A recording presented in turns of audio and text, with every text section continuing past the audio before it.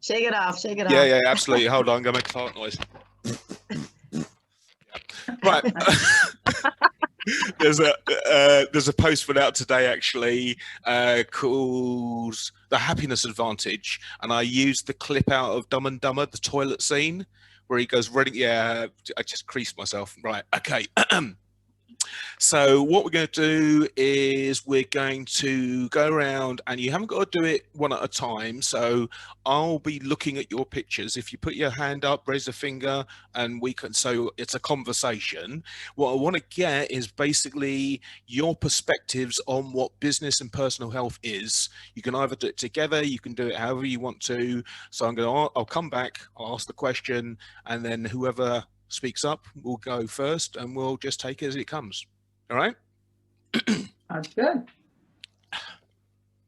Hi there, LinkedIn family. We're back for part 2 of personal health and business health. And I thought that what we'd need to do is get an idea from our guests what they think business health and personal health is. So who wants to dive in? No one. I'll dive in. You'll dive in. Okay. Business health, right? I would kind of think of it as a state of, is your business at least sustaining itself, right? Because depending on the state of your business, if your revenues are going down, which can be okay if you have enough profit to cover it, but if you're sort of being in a position where turnover is a sign of business health, can you find good people? Are your people being well? So it's like the function of a community, right? Your business in itself is like a community. How healthy is your community? Is your community surviving? Is it getting what it needs? Is it growing? Is it diminishing? So, I mean, that gets pretty complex, right? Depending on the size, like a small business is not as complex as something with 100+ people. And now you mentioned personal health. Personal health is, right, your state of mind. So it's a combination of your physical health and your mental health. And I think it's very important because a lot of times things may be okay from a physical standpoint, but from a mental standpoint, a lot of people are sort of breaking down, right? It's not sustainable. So that's something that really needs to be considered when you're thinking about personal health, because it's something so easily overlooked, and it slowly affects your physical health, where it's like you're getting sleep, but you still feel tired. Where you're not as motivated, where you're not as energized with the things that you like doing. And it's one of those things that creep up. Like there's a common thing where a lot of people say, hey, yeah, I can survive on 4 to 5 hours of sleep, when it's actually, you're more likely to be struck by lightning than possess that gene. What ends up happening is you're okay and you're functioning on 4 hours of sleep, but it's just like if you gain 100 pounds, you're still functioning. Yeah. But, you have something that you're carrying around. You're not operating at your optimal state. Very interesting. Very interesting. So, Cherie, from you, so I think what I'm very interested from your perspective, there's both the business side of what you do, but seeing students. So I've read a few books recently. This one is quite interesting, World Without Email. And it's not that you don't have email, it's just that basically they did a study of 1,400 management consultants over 2 weeks. And in those 2 weeks, 10 working days, they only had 8 to 25-minute sections of uninterrupted work. The rest was emails, messages, this, that, and the other, blah, blah, blah, blah. How does that affect people, students, and then people you deal with for business? Right. So email is, it's a trap, right? I mean, this is, it's the evil of all evils, really. Not just it's true though, not just on a business level or, for students, but on a personal level as well, right?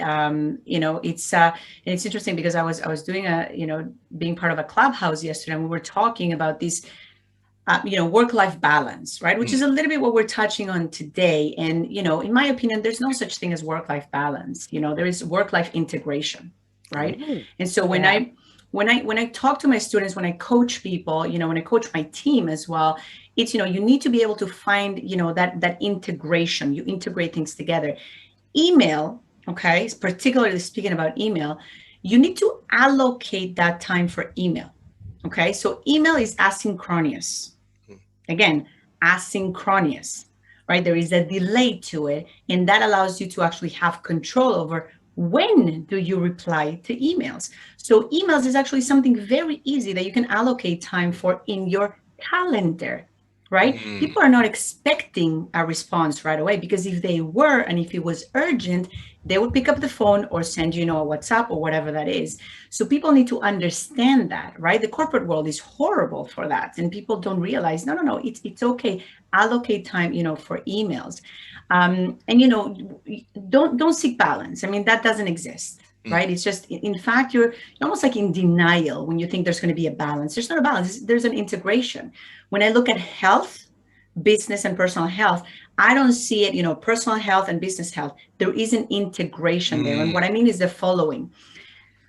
You need to be healthy first, whatever that means for you. So it always comes back to who you're being, right? Be, do, have.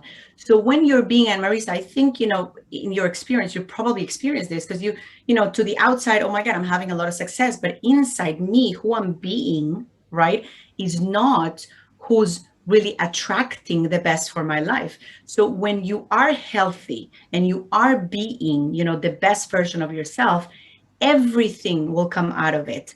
Personally, business, financially, family, that's just the way it is. That's how the universe works. Do you think, so I would resonate with what you say, but I'm aware that certainly myself and certainly Marissa, we've dealt with trauma, and trauma allows you to see your emotions, because you have to find a way of disconnecting with your physical self to deal with shit.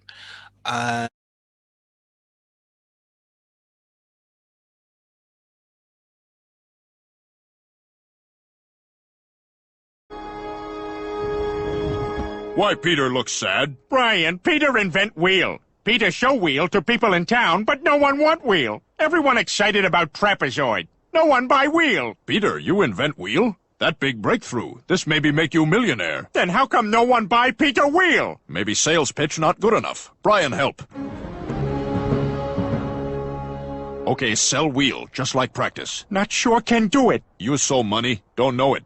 Hi, me Peter. Tired walking every place? Need something make you go? Peter wheel make you go. Maybe Joe want try wheel on chair. For last time, Joe no want. Brian, Peter fail again. Not so fast. Brian have other idea. Anyone buy wheel, get dead bird. Not working. Try drastic measure. Brian, what hell? Hot lady next to wheel. Make me want wheel. Maybe if me buy wheel, me get pretty lady too. I buy wheel. People want Peter wheel thanks to sexy wife. Tonight, you and me party like it's 9.